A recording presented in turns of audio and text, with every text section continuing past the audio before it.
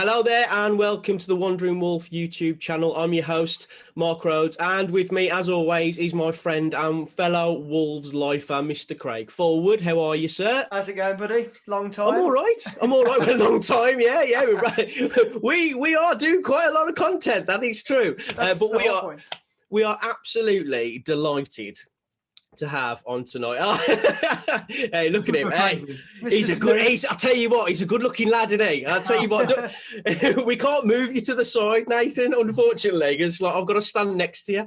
He's a renowned sports journalist and co-host of the Express and Star Wolves podcast, amongst other things, and he's also a massive Wolves fan. That's why we've got him on here. Nathan Judas with us on Wandering Wolf. How are you, Nathan? You all right, mate? How's it going? I'm fabulous, gents. I'm fabulous. I'm looking forward to this. In fact, I don't drink on a school night. However, I have prepared one of my rather large, skinny, spicy margaritas. Excellent. So, Wandering Wolf. So, well done, guys. Cheers to you. Cheers. Little drink. I don't know how long this is going to be, but it could be slow by the end. I am loving that. Oh, mate, you need to get yourself one of them, not a sugary tea at all. Oh, sugary tea, mate. Come on. Come on, mate. I'll have a beer after to celebrate.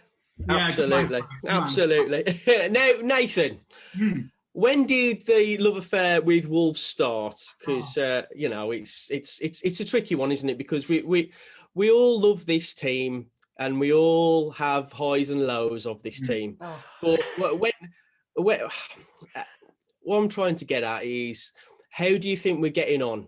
How do you think we're getting on as a team, and how have we developed in the last 5 years? Because, from 5 years onwards, I think we've been on an incredible journey, haven't we? Well, I was thinking about this the other day, and I think that's part of it. And of course, they're not there yet. They're not where they want to be. But the fact is that you could support a football club, guys. You could support, there's probably 3/4 of the clubs in the Football League and the Premier League who will never, ever, ever get on the ride that Wolves have been on in the last 5 seasons. Whether you're old, whether you're young, it's been incredible. And I think when you asked me about when did the love affair start, I mean, I came in, really as a second person to help cover Wolves and West Brom and Walsall and Shrewsbury and all these other clubs, Aston Villa. But the journey that Wolves have been on, and with I started with Tim Nash and then Tim Spears and now Joe Edwards, and they're all leaving and I'm still here. I don't know what the common denominator is, what everyone's going. But, you're doing well, mate. That's the common denominator. You do very well. But it's astonishing, and clubs would die to do what Wolves have done over the last 3 or 4 years. Incredible. A promotion run. Okay, you're sacking managers left, right, and centre. Then a promotion run. You go up. I mean, I still remember those West Park parade was just unbelievable. Absolutely amazing. One of the most special moments I've had whilst covering Wolves. But that, and then 2 back-to-back sevenths, and then you got the European football. Any fan would crave to do what Wolves have done just in the last 3 or 4 or 5 years. I think that's where the love affair begun, really, because you can't help but get swept away with it. It's absolutely amazing. I've gone from I'm not always a second pair of eyes and ears for the guys when they're writing, and of course it's very difficult to watch a game and write a match report at the same time when you're writing 5, 6, 7, 8 words. So I'm kind of like the eyes and ears of watching the game, and I can remember quite a few times, especially in the early days with Spears, and he's like, "So who crossed that?" And I'm like, and I'm still learning the play. Number 7. Number 7 went to 9. I think I said, who scored that? And I was like, I think I tweeted Onyege, and it was Coady Hawes. I'm like, oh God, I don't know. I'm getting it all mixed up. It's horrendous. It's been amazing. And look, with everything that's happened and the journey that we've been on, and the pre-seasons and the European adventures, I'm very lucky, very, very blessed to have come at such an incredible time for the football club. And it's not over. It's not over by a long shot. Oh, yeah. And, it's an honour and a pleasure, really. Yeah. Well, we've said it a few times, haven't we, Rhodesy? That we've been overachieving, and some of the football we've had to endure over the past 15, 20 years has not always been the best, shall we say. We've had some points in seasons, but the last couple of seasons has just been, like you said, a whirlwind, and so good to be along for the ride. Exactly right, mate. And like you say, and I think that's part of the problem this year. people are frustrated.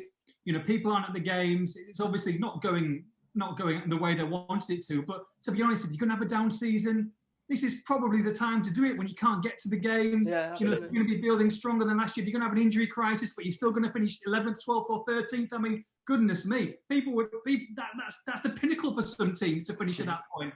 So it all looked a bit doom and gloom, and then you get 7 points from the last 3 by hook or by crook, by the way. Yeah. And things start looking a bit rosy, and you're thinking, oh, actually, I mean, I said it, I jested on the podcast that we did, but 7 points away from 7th, and you think, and then there's all this the Villa say, they're going crazy, and look at this and mind. You go, well, Wolves could finish above Villa. Do you know what I mean? They've got a decent run coming up. And they're getting some players back, and if Raul comes back, and Johnny's now probably at 90 minutes in the next game, it's not bad for a down season. It's not bad at all, is it? So true. I reckon if we get a top 10 finish this season, that is as bad as it's going to get for us, because it couldn't have been any worse with the injuries that we've had and the way we've played. So as you say, onwards and upwards. I'm with you on the old positivity front there, definitely. But what do we need to get to that next level? Because it's all well and good us being very positive about going forward, but there are a lot of issues in this team that a lot of fans are craving a defender, basically, a world-class defender. Moutinho's not going to be around forever. We need somebody to fill his shoes. And let's be honest, if Raul doesn't come back 100%, we're going to need a striker as well. There's a spine of that team that probably needs a little bit of an upgrade. But I'm interested to know your thoughts on it. Well, first and foremost, I think you've got to keep the players that are your best players, and you can't have a situation like last year where you're losing 2 of your 3 top scorers and you're left high and dry, especially for the money that they went for. If Doc goes for 10, I mean, I did a tweet saying there's not in a million years a Wolves going to send. Going to sell Doc for 10 million and bang, and then he goes to Spurs, and you look at what he's doing at Spurs. I mean, he's having an absolute nightmare. And that's what you get. That's what you get. And to be honest, I'd have him back in a heartbeat. However, I get he fitted the system, etc., etc. You've got to keep your best players. If you want to progress, you've got to make sure that you sign Pedro Neto to the next 75 years of his life. I agree. You know what I mean? Make him president. Give him whatever he wants. He's absolutely sensational. And I was a big Jota fan. Jota was, when I was there, I thought he was absolutely superb. And I know he's going through a down year and a down season. But when he was on, I remember that Man United FA Cup game. I mean, well, Leicester hat trick as well. That Leicester hat trick, it's unbelievable. Amazing play. When his confidence was up and he's 1-on-1, you back him every single day. So you lose 2 players like that, and you're going to be in trouble. And I know they've had an incredible injury record, and it's not happened this year, and having a bit of a stinker. But you got to keep him. You've got to hope that Raul comes back, and you've got to keep, your best defenders as well. You've got to keep Johnny. You've got to keep Willy Bolly. You've got to keep these players. You've got to make a decision on potentially Ruben Neves, and I think that Neves in a top class team, playing well, full of confidence, is a different player to the one that we're seeing at the moment. Yeah. It's very difficult for some of these players. I think Adama Traore, actually, I'm not sure whether he's going to be at the club full time. He hasn't signed his contract, but I'd still like to give him another season and see where he is with a full strength side. Maybe not playing every week or an impact substitute or whatever. I'm not saying he's in my best 11, but at the same time, he can hurt teams when he's on. So you've got to keep those players for me. And then you've got to bring in, like you say, you've got to strengthen the spine. Nuno's got to work out whether he wants to play 4 at the back or he wants to play a back 3 or a back 5, whichever way you want to see it. Yeah. And they've got to stick to it. And I think we've only seen that front 4 of Raul, Podence, Traore and Neto for 8 minutes at Arsenal before Raul went down. Yeah. I can remember turning up for that game and was fortunate enough to get accreditation for that one. And I saw the team sheet and go, oh my God, this is it. This is going to be so exciting. And actually, fair credit to Fabio when he came in that game. I thought he put himself about and they got a fantastic win. Yeah. Amazing win. One of the best wins of the season, considering the circumstances of seeing everything. 100%. Yeah. Crazy. Yeah. So we haven't seen that front 4 really yet. So that'll be really interesting if and when that happens. But you've got to strengthen. And I think, this hasn't been a bad transfer window. It's been about 2 or 3 or 4 transfer windows, really, to a certain extent. You've got to have more than just George Mendes pulling his strings. You've got to have a few more, a few more people and a few more contacts. And I worry about that slightly. But yeah, central midfielder, absolutely. You know, Jean Moutinho has been great. He's been fantastic. Wonderful player. Playing games, amazing. Right? Yeah. And you know, you get the Mendes side of things where you sell players. Well, you got Jean Moutinho for £5 million. Yeah, ridiculous. Ridiculous. Yeah, you know, and you've got these amazing players. You know, you brought Bolly. You've got, you know, you've had Jota, you've had Neves, you've had Costa, all these great players that have come. So you take the good with the bad. But yeah, central midfielder, a striker as well. Jose's getting a little bit of stick. I like Jose still, right? I like him. And I understand, and I don't think he's been as active as he and put himself about a bit the last couple of games. I still think he's got a few goals in him. And actually, I think that the Wolves might sign him if he scores 3 or 4 between now and the end of the season, depending on Raul returns.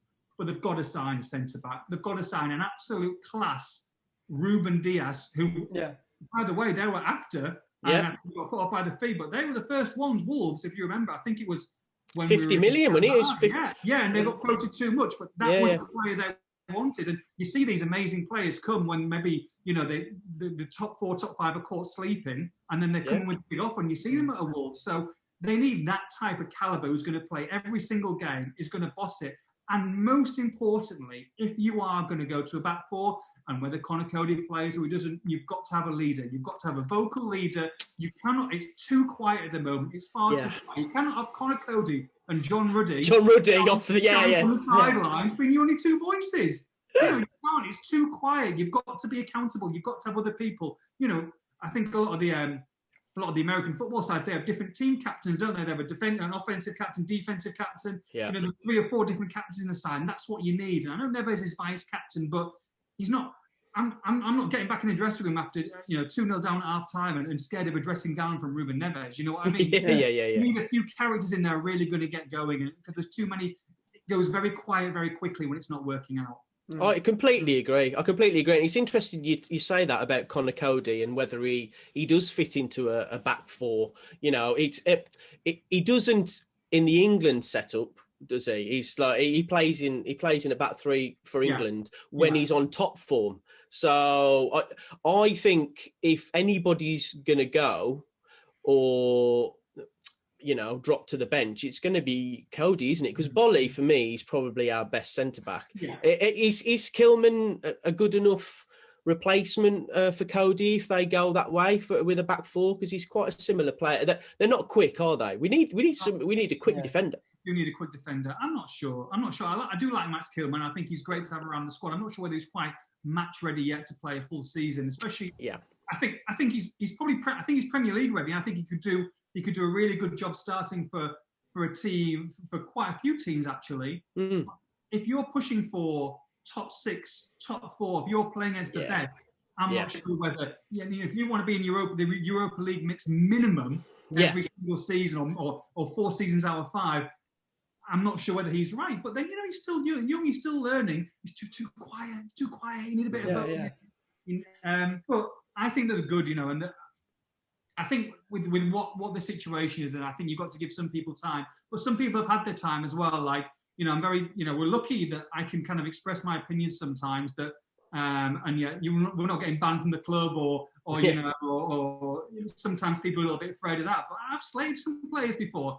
I've Morgan Gibbs White plenty. This season, last season, and stuff like that. And I'll say what I think.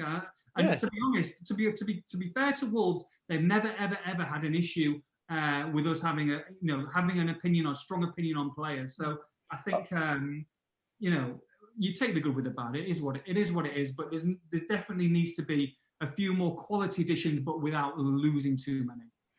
Well, I think going back to what you said there, Nathan, we've spoken about that as well, and I think you've got to go out and spend that sort of money. I think you need a marquee £50 million signing. You can't keep doing things not necessarily on the cheap, but because obviously what we've seen with Silva, but that's not cheap. But you can't keep relying on getting young blood in and hoping for the best. I'd really like us to see us go and get an absolute, a marquee signing that we sort of almost not build a squad around, perhaps almost. Yeah, who is in his prime. I think that's the issue, isn't it? Because the transfer windows that we have been going for, that we have been, getting young blood in who take time to relate to the system that Nuno's playing, playing in the under-23s mostly. And that's what he's really going for, isn't he? He's going for longevity. But at the moment, that's not enough, is it? If we want to be, as you say, contesting the Europa League at a minimum. And that's what we should be aiming for if you're Fosun, really. But we've also said... We want, sorry, mate. We want a bigger squad as well to compete in every competition. So if we've, like we debated this the other night, if you want to bring in this signing, we're instantly like, well, who's going to go to make to get the money? But we need to expand if we're going to compete on every level, which I think we need to do now. You got to say, I completely agree. You got to have a marquee sign. You got to sign big. You got to buy quality, proven quality. And if you do, that's going to cost you 20, 30, 40 million pounds. But the money's there. I mean, you can say what you like, but they've signed Semedo for close to 30 million, and then Fabio Silva close to 30 million. I mean, I'm not Nelson Semedo's biggest fan. I think he has a decent 60, 70 minutes, but he makes one catastrophic error per game. Yeah, can't have you spending 30 million quid from a proven player. So they are willing to spend big money, but at the same time, you can't just hope to God, okay, well, let's try and sign loans and maybe get lucky again. I mean, Jesus Vallejo, lovely guy, but Jesus Christ. I mean, Craig's a lovely guy, but I'm not paying 40 grand a week to play a Premier League game at Molineux. Do you know what I mean? So true. Yeah. So true. You've got to sometimes take that, and it is a risk. I understand that. I understand Fosun are well run, and there's a lot. They're obviously on a tight ship, and they want to make profit as well. And I get that.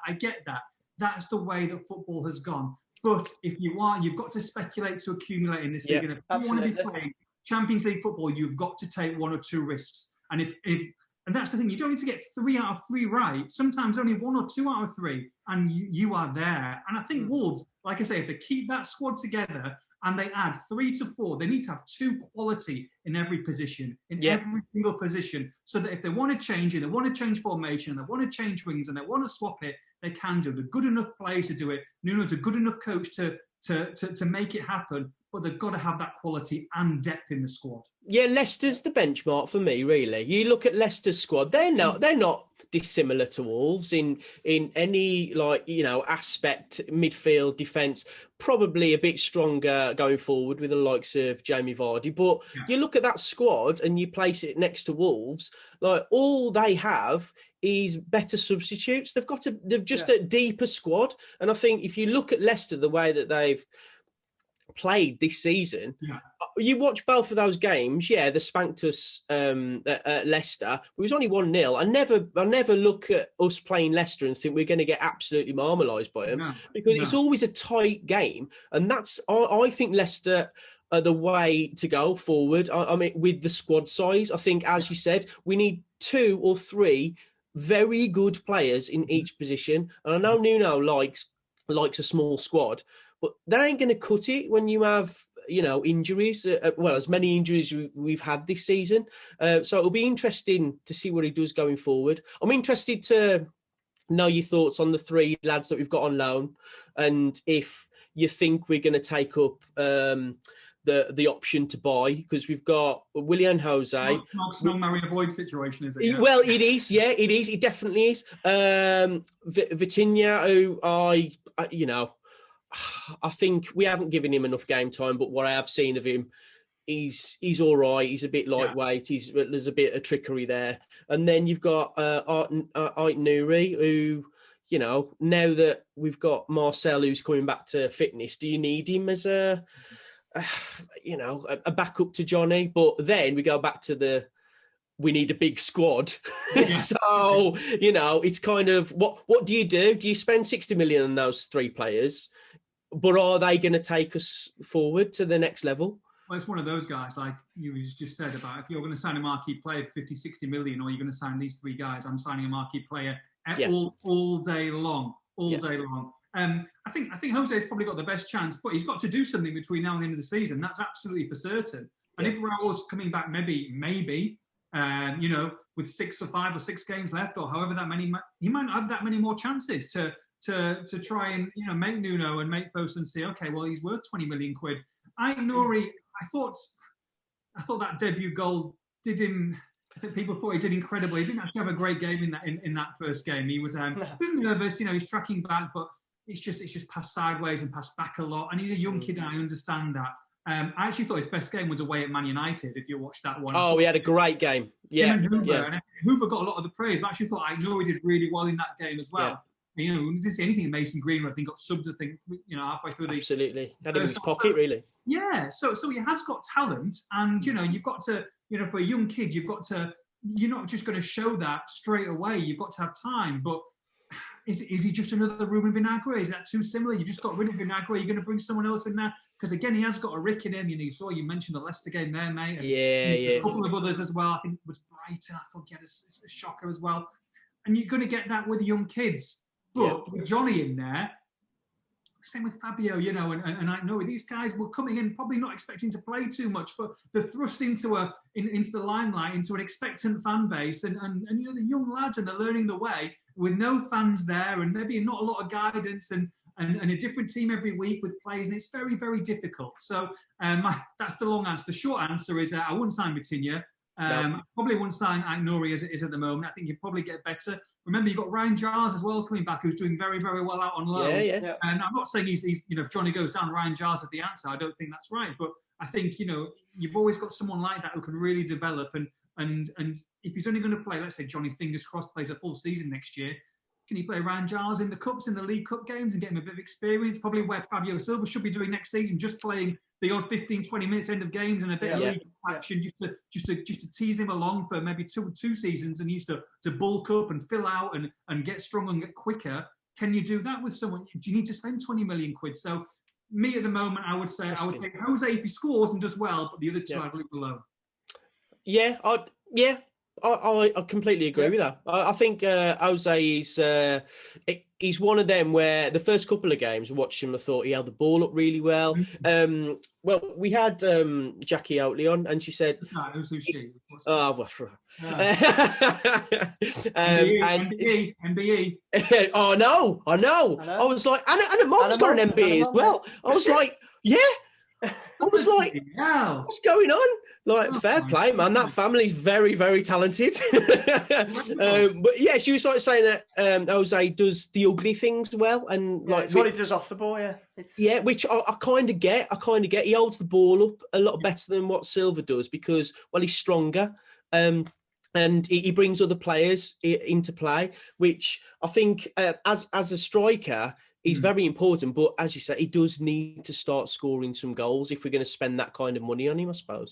Unfortunately for him, he's not getting great service. The Wolves aren't playing that well. You've got Traoré hugging the touchline and maybe getting the odd cross in maybe one in every two or three. Okay, Neto's different class, but I think what he's missed as well, Jose, is that, you were hoping that when he got signed, Daniel Podence was coming back, and Podence can kind of really help and bridge that gap between the strikers and work in and work out. And he's got injured again, and when he came back, he wasn't fit, I don't think. No, I don't think he was either. More weeks. He just didn't look fit. He didn't look happy. And if he comes back in, then I think it will help him out. And it's a lonely old place when you've got to hold the ball up and you've got two wide players and you haven't, and then you've got two centre midfielders who are pretty deep as well, are basically passing sideways. So I do feel for him a little bit. Like you say, Mark, I think the first couple of games, some really good touches. Even that defeat at Palace, which they were atrocious, by the way. That was awful. That was awful. Absolute crap. But I actually thought that he did quite well. I thought he had some nice touch, a nice little back heel. He did as well as he could have done with absolutely next to nothing service. So I do hold out hope for him. What's your favoured formation then going forward? Because like if for example, if Raul does come back, and fingers crossed he does, and he's perfectly well, what do you think about two of them up front? Why not? I think they're quite similar, but again, you've got options there. So if it doesn't, you need to have two strong strikers on. I'd rather have Jose and Raul than I would do Fabio and Catrone. Chorley Mark II. Blimey. Absolutely. Yeah. I think that was the writing on the wall for Catrone. I could have I could have drove him to the airport myself, to be honest. Yeah, it was. He looked disinterested and he didn't want to be there, did he? I felt sorry for him in the end, really. Cause... Did you? Yeah. I didn't. Yeah, I didn't. He was a walking song. Yeah, that's all he was. He didn't want to come in the first place, did he? And it was a great song. Yeah. I don't know, man. But yeah, so you've got options. You've got options there. I think if you do, you need to sign. You can't just have Fabio Silva's back up to Raul next year, like you say. No. You don't know exactly how Raul's going to come back, and pray to God he comes back and he's 100%, and everything works out. We know he's a great player. He's signed that long-term deal now. They've got him for the best years of his career. As a striker, 28, 29, 30, 31. That's when you're at your best. I mean, you look at Jamie Vardy now at 33, 34, and he's still quality. Quality. And he's class. He's one of the best strikers, I think, outside, if not the best striker outside the top 4 clubs, Raul, when he's on song.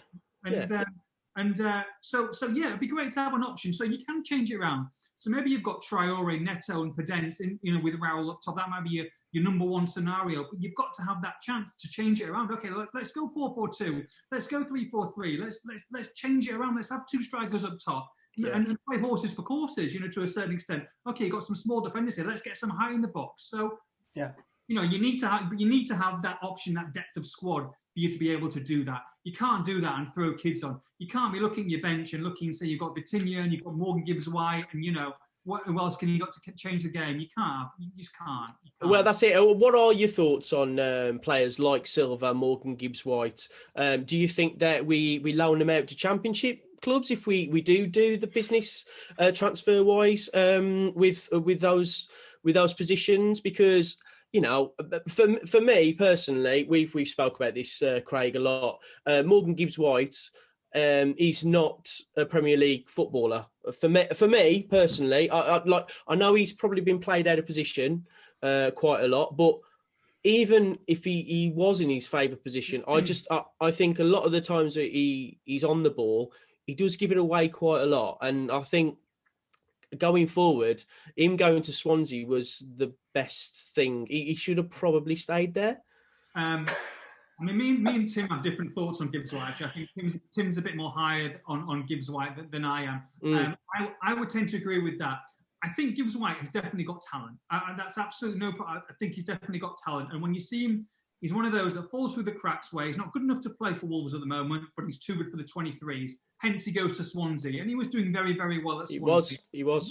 What Wolves did wrong and what Nuno did wrong, for me, this is what I think, my own thoughts, is that last season he should have gone to loan, because last season he was just sitting on the bench and it was a wasted year for him. He should have been playing in the Championship, Harvey Barnes and the players that have come around and done it last year, had a full season in the Championship, or at least gone out on loan last January to get him that extra little bit of experience. And then he's gone. He's done really, really well. He's got injured, but he came back. He could have gone again. He didn't really, especially when you got Vitinha there. I do not understand why you have Vitinha, that you keep Morgan Gibbs-White.